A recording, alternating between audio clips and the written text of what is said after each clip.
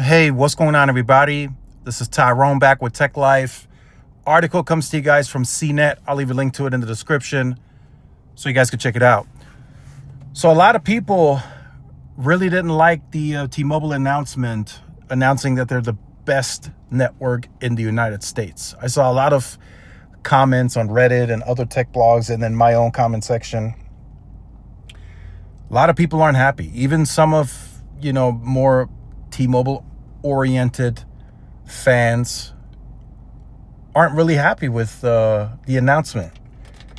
Some are saying that there's just too much of a gap still today. Some have said that they don't even have service in their town, T-Mobile service, that is. So why are they claiming the best network? And I think I said that in the previous video too, but even when Verizon was claiming the best network and citing all the, Ooklas and all that back then, even they had weak areas on LTE, right? You could go indoors to certain places and you were on one bar of band 13 and it was a bad experience, but they were still claiming to be the overall network leader during that time. And T-Mobile's doing the same. T-Mobile feels now they have enough 5G built out. They have enough towers deployed, the most towers deployed according to T-Mobile. So now it's time to really take that messaging to the market. And they're doing so. They're going to do so in the big way, right? We won't hear the end of this. I'll be very honest. You're going to see that commercial with Billy Bob Thornton quite often. They're going to now talk about it at all conferences. That's all you're going to hear. You're going to see it on the website, tmobile.com. You're going to see the best network claim. You're going to see it all, right? So that's going to be a heavy push for the rest of the year and then it going into next year from T-Mobile. So this article is extensive. So I want you guys to check it out. There's a lot of additional information on this article.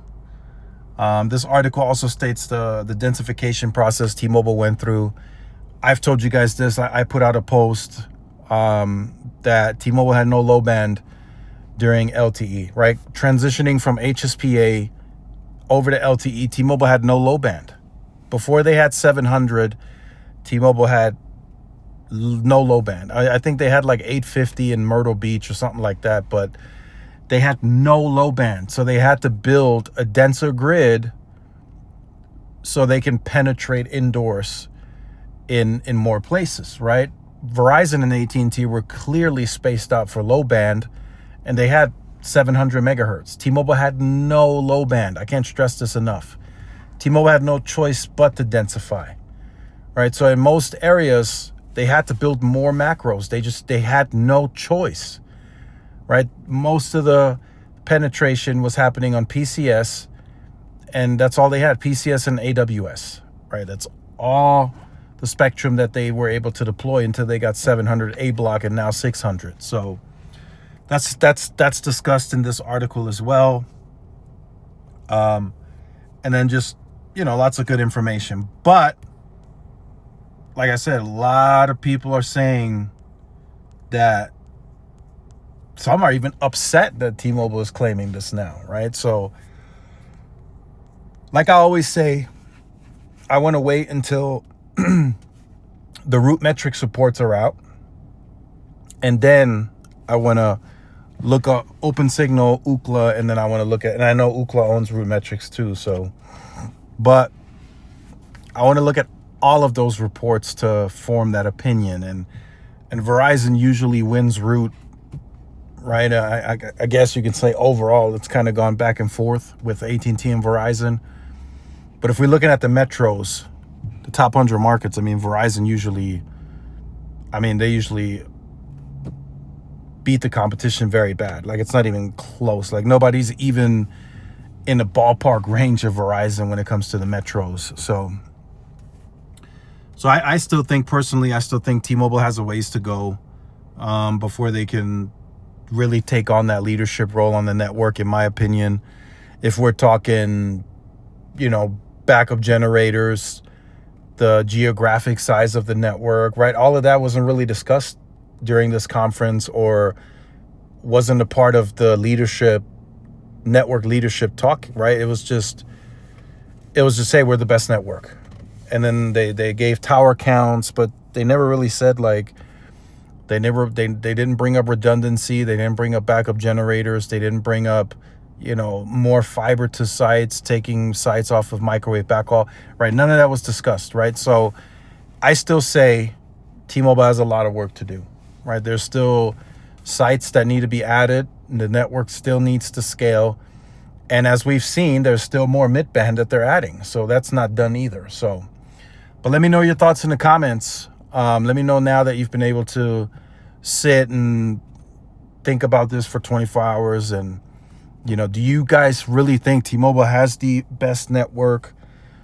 For the most part, I will say, though, for the most average consumer, T-Mobile's network is going to be just fine, right? There might be that coverage gap where they don't have coverage, then, that person will look at that. But if you're in the top 100, you're going to be fine on T-Mobile. You're going to be fine on any network, really. I mean, they're really reaching parity on the networks. They're performing close in terms of the performance and the speeds. And as Verizon and AT&T continue to scale mid-band, the speeds and everything else will just be more in parity than ever before. So start looking at price, value, and what you're getting for the price.